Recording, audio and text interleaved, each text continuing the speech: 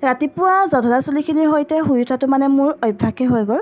ৰাতি যে শোৱাৰ সময়ত ইমানেই বেছি এলাহ লাগে নহয় কি ক'ম, বেনি কাটি শুবৰ কাৰণে মানে একদমেই মন নাযায়।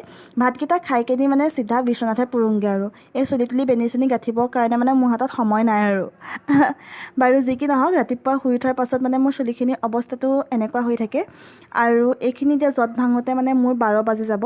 যাৰ যাৰ ফ্ৰিজি হেয়াৰ তেওঁলোকে গম পাব চুলিখিনি যে কিমান বেছি যত লাগে নহয়, অৱস্থা বেয়া হৈ যায় মোৰ। বাকী গাটো ধুই কিনি চিধা ব্ৰেকফাষ্ট কৰিব লৈছোঁ। আচলতে কালি ৰাতিয়ে বইল চিকেন আছিলে। ভাইটি যিহেতু গাটো বেয়া, গতিকে কালি ৰাতি সি বইল চিকেন খাম বুলি ক'লে, কিন্তু বেচেৰাই খাবই নোৱাৰিলে। এতিয়া মানে মোৰ পেটত আৰু ময়ে খাব লাগিব। তো সেইকাৰণে মায়ে ৰুটি বনাই দিলে, ৰুটিৰ সৈতে মানে বইল চিকেন খালোঁ। তাতে আকৌ আজি মোৰ 3 দিন, মানে অসুবিধা হোৱাৰ 3 দিন, গতিকে ঘৰত যথেষ্টখিনি কাম আছে। 3 দিনৰ দিনাখনি যে কিমান বেছি কাম ওলায়, সেইকাৰণে খাই বৈ অকণমান মানে এনাৰ্জি গোটাই লৈছোঁ।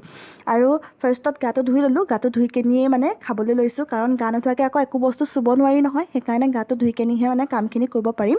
তাৰপিছতে আকৌ চুলিৰ সৈতে মানে গা ধুব লাগিব।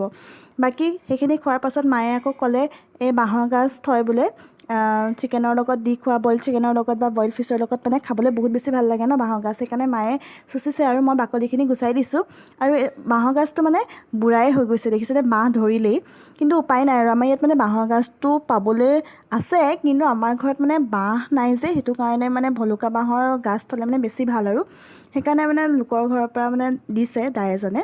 বাকী এয়া শুই উঠাৰ পাছত বিচনাখন চুবৰ কাৰণে আকৌ পানী ছিটিয়াব লাগে নহয়, অকণমান পানী ছিটিয়াই ল'লোঁ। আইতাই আকৌ মোক কয়, নিৰ্মালি ছিটিয়াইছ নেকি, এনেকৈ কয়, মানে সৰহকৈ ঢালিব লাগে, কিন্তু সৰহকৈ ঢালিলে মানে কেনেকৈ শুকাব।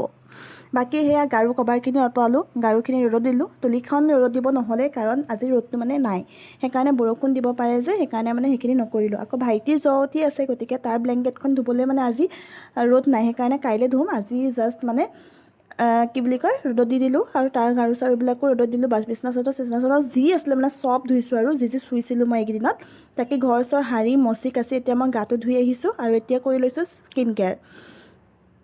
ইমানেই বেছি ভাগৰুৱা হৈ গৈছোঁ নহয়, মই দিনটো মানে বহুত সময় মানে কামেই কৰি আছোঁ।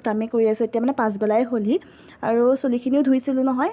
ৰাতিপুৱা আকৌ ধোৱা নহ'লে, কাৰণ মই গম পাওঁৱেই চুলিখিনি ধুলে মানে কাম কৰিব নোৱাৰিম, বান্ধি থ'ব লাগিব আৰু গোন্ধাবহে মানে গৰমত বান্ধি থৈ দিলে।